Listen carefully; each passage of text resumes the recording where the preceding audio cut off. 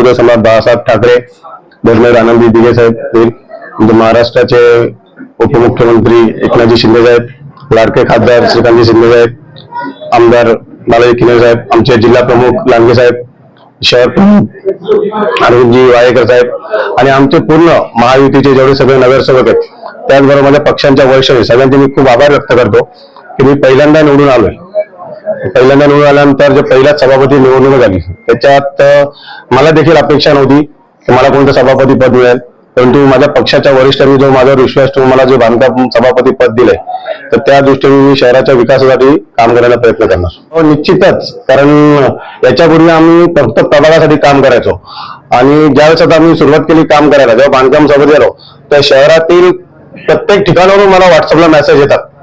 आता मध्ये आम्ही जो खड्ड्यांचा विषय होता तर रात्री जो ओव्हरब्रिजवर येणारा नागरिकांना त्रास होता आम्ही ते मास्टरिंग पद्धतीने केलं, परंतु ही आमची सगळ्यांची सामूहिक जबाबदारी, मी असेल, आमचे नगराध्यक्ष मॅडम असतील,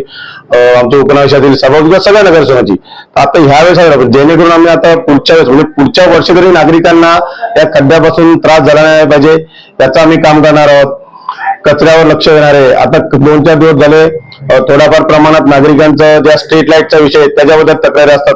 जेणेकरून ज्या सर्वसामान्य नागरिकांना ज्या मुख्य करून भेडसावणाऱ्या गोष्टी आहेत त्या आम्ही प्रायोगिक म्हणजे मुख्य तत्वावर ते काम करण्याचा प्रयत्न करणार आहे आणि त्यांना दिलासा देण्याचा होणार आहे. हो नक्कीच. आता जे आपले टेंडर 39-40 टेंडर झाले, त्यानंतर परत मला 10 झाले. 50 टेंडरमध्ये सगळे टेंडर म्हणतो 22% पासून 85% पर्यंत बिलोनी गेलेले आहेत आणि आम्ही नगरपालिकेमार्फत त्यांना पत्र देखील दाखल केलेलं तुम्ही कशा प्रकारे काम करू शकता. तर सगळे जे निविदाधारक कंत्राटदार कंपनी आहेत त्यांनी असं स्पेसिफिक उत्तर दिलं की आम्हाला या रेटमध्ये काम परवडतंय, पण ते करणार जरी असले तरी मी आज तुमच्या माध्यमातून आमचे बांधकामचे इंजिनियर असतील, सिटी इंजिनियर तडवी साहेब असतील किंवा खालचे जे सगळे इंजिनियर असतील आणि कन्सल्टंट असतील यांना देखील मी एक आदेश देणार आहे की ह्या ज्या निविदा एवढ्या कमी प्रमाणात झालेत तर त्या प्रमाणात जी कामाची गुणवत्ता आहे ही गुणवत्ता टिकलीच पाहिजे.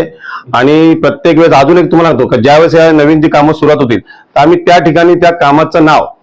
काम करणारी कंपनी आणि तुम्ही किती टक्के बिलोनी काम केलंय याचा एक फलक देखील लावणार, कारण जेणेकरून तिथल्या सगळ्या नागरिकांना समजलं पाहिजे का हे आपल्या वार्डातला हा रस्ता आहे आणि या रस्त्याची अशी प्रोसेस आहे आणि हे काम चांगलं झालं पाहिजे. आणि मी तुमच्यामधून पुन्हा एकदा नागरिकांना देखील आवाहन करेन तर ज्या ज्या ठिकाणी अशी कामं चालू असतील आणि तुम्हाला वाटेल की हे काम अयोग्य होत आहे तर त्या संदर्भात नागरिकांनी त्याच्या तक्रारी माझ्याकडे आणून द्यावं, त्याच्यावर योग्य ती कारवाई केली जाईल.